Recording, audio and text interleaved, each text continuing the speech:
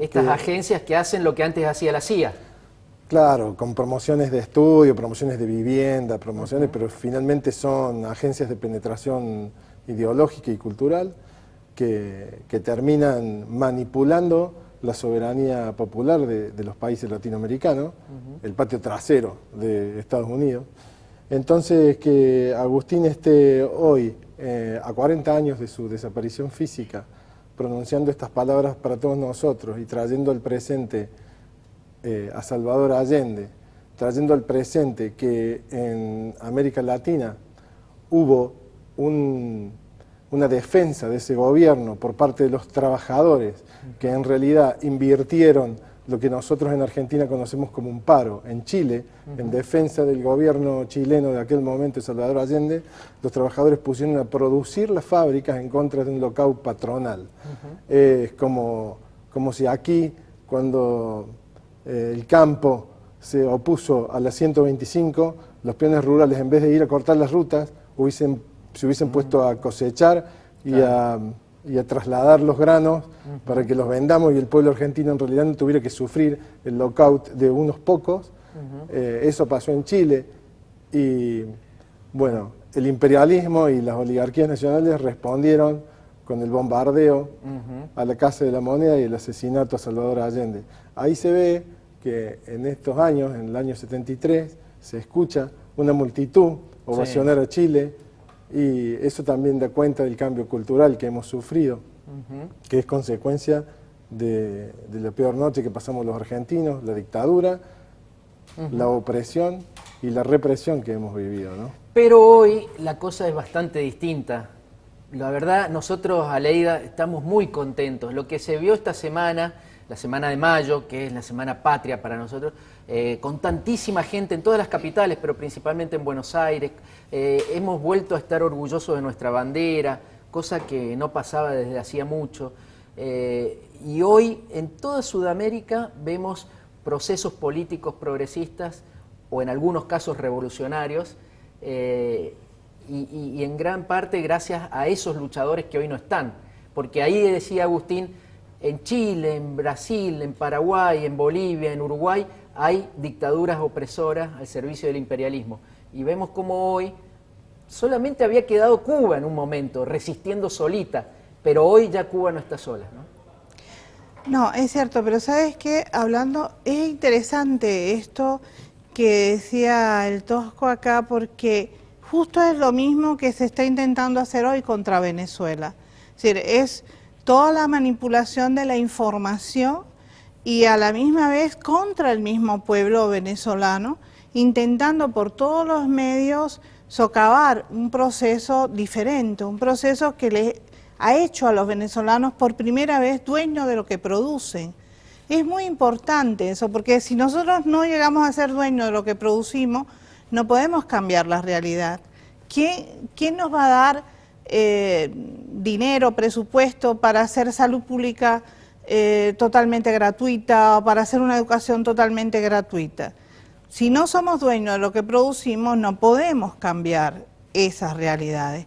Así que Venezuela hoy está amenazada como lo estuvo Chile en ese momento. O sea, las palabras del Tosco son también este instante como un aviso, ¿ves? Está diciendo algo que ya pasó, pero que puede repetirse, que es lo más duro que enfrentamos. Esto es como ciclos y ciclos. Es decir, el gobierno de Estados Unidos muchas veces repite situaciones y nosotros no nos damos cuenta a veces de lo que está pasando, de cómo nos manipula la información o la desinformación.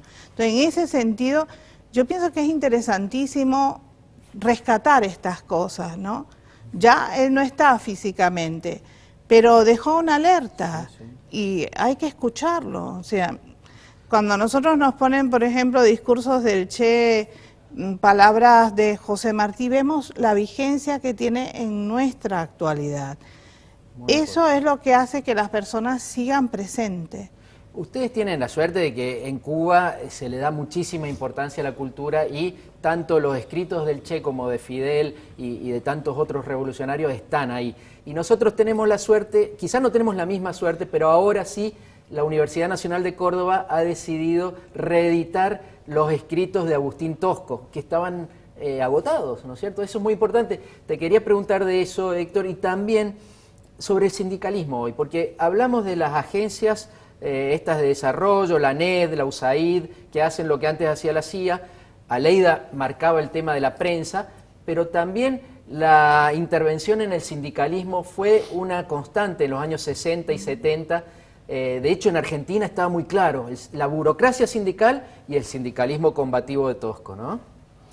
Respecto de los libros que decías de la universidad, en realidad son un conjunto de notas y textos que escribió Agustín, que se compilaron en la editorial de la universidad, y ahora en el marco del 40 aniversario de la desaparición física de Agustín, y como una conmemoración la universidad los va a reeditar.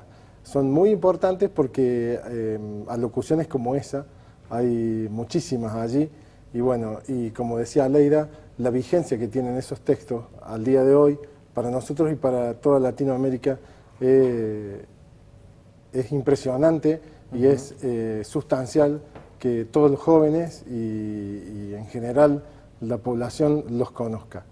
Y respecto del sindicalismo, lo que decís y lo que hicimos la comparación con la USAID en Bolivia, en realidad en los años 70, que duró hasta el 98, Estados Unidos hizo una agencia que es la AIFLD, que es una asociación por el sindicalismo libre, en realidad, que en aquel tiempo invertía en Argentina alrededor de 15 millones de dólares.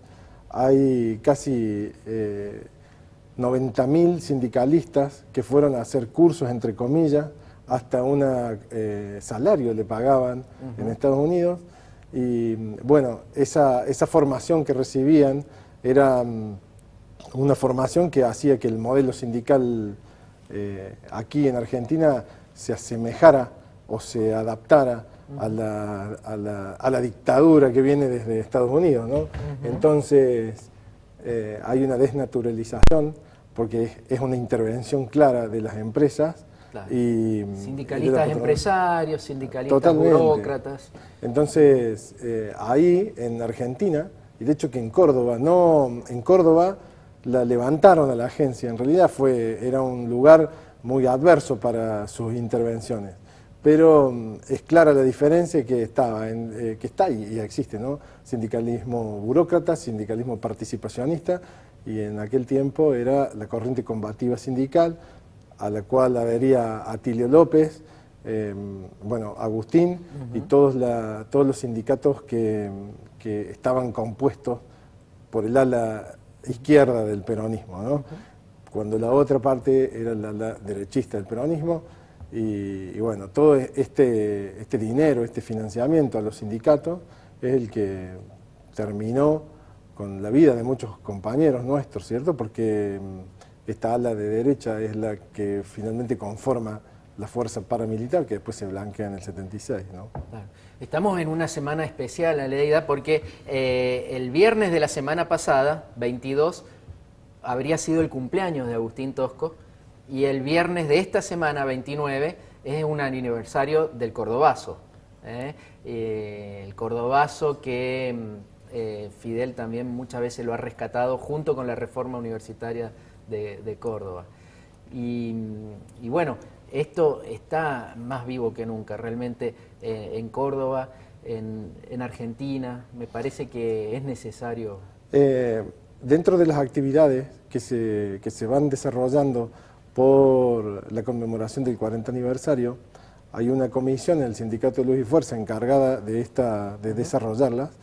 El viernes, para el día 22, ya que lo citaste, se reinstalaron, se reseñalizó en la Costanera, frente a la vieja usina, el lugar donde Agustín en sus épocas de jóvenes trabajó, era la usina Mendoza. Sí. Hoy un centro privado de música. Sí, tal cual, un centro privado de música. Entonces, durante los años 98 al 2001 aproximadamente, es donde se desarrollan las privatizaciones más duras en Córdoba.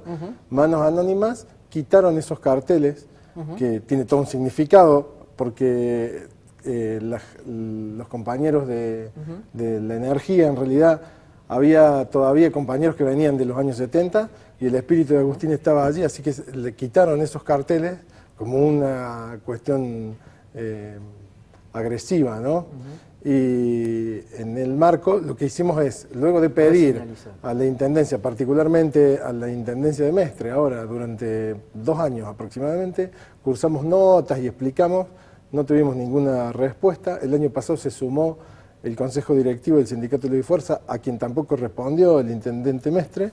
Entonces decidimos que los íbamos a reinstalar nosotros, así que confeccionamos los carteles, los llevamos con trabajadores de la empresa de energía y los instalamos. Son aproximadamente 8 carteles que señalizan el paseo, tal cual una ordenanza en el año 96 dictada por el Consejo Liberante del Intendente Martino. O sea, estamos cumpliendo simplemente con la ley. Vamos a seguir insistiendo también para que desde el Congreso Nacional se apruebe la circunvalación a Lleida de la ciudad de Córdoba, que lleve el nombre de Agustín Tosco, y podemos empezar a proponer que algún espacio público de importancia o una calle lleve el nombre también de Ernesto Che Guevara.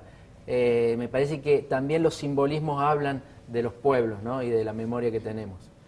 Así Siempre es bueno recordar, ¿no? Esas cosas son hermosas, pero yo creo que lo más bueno y lo más importante es practicarlos, es llevarlos a la vida cotidiana. Ahí es cuando de verdad los honramos. Nos vamos al corte. Héctor, muchísimas gracias por estar aquí. Vamos a volver a invitarte a este programa para que hablemos mucho más de Agustín Tosco a 40 años de su asesinato. Bueno, y a Lleida te invitamos para que te quedes y sigamos hablando de Cuba, de Argentina, de la patria grande. Muy bien. Enseguida, en el segundo bloque, vamos a hablar de Operación Milagro. Realmente es un milagro cuando un viejito que no puede ver es operado de las cataratas con la asistencia de médicos cubanos, de médicos venezolanos, de médicos argentinos. Hay gente que hasta se descompone de la emoción. Vamos a hablar de eso y del Hospital Ernesto Che Guevara en la ciudad de Córdoba. Arriba Argentina y Paraguay, Uruguay, el canto de Brasil. Mi guitarra suena por la unión universal y por los hombres que sembraron mi país. Gracias, Coquín.